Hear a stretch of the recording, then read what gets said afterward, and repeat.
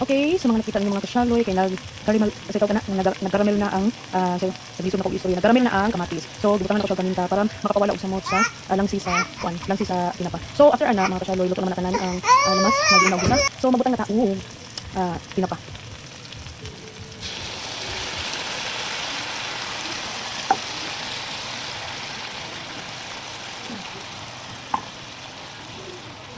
Natulog ka buo mga kasyaloy. Tulog ka tinapa. Dili kinatubog mo kung kay luod. So, kanya.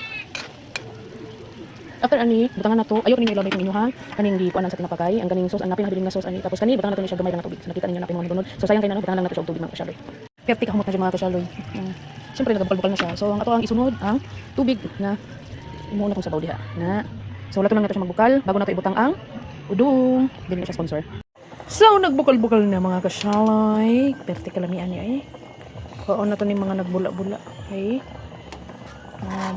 Kuan mo ni siya. Kung baga kagaw ba? Kung ba sa pinapa or so kanang magsalin. Kailang ganun yung dumukan ninyo hanggang pa. Dali sa luod. So, ito nang ibutang ang atuang makapingarihang udang.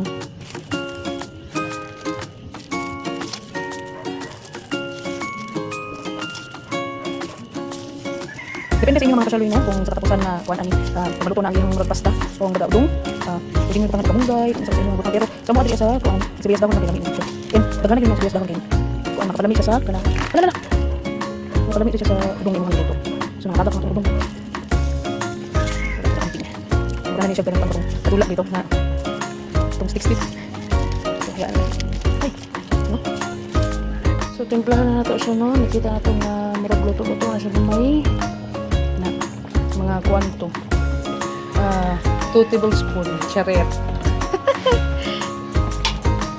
so nakita na ito luto na ang udong dali lagi kayo siya naluto siguro na siya kumbaga sa kuwang papakuratan marami na kayo siya so ibutang na nato daan ang sibuyas dahon para maluto na siya ang humot ang ato ang udong.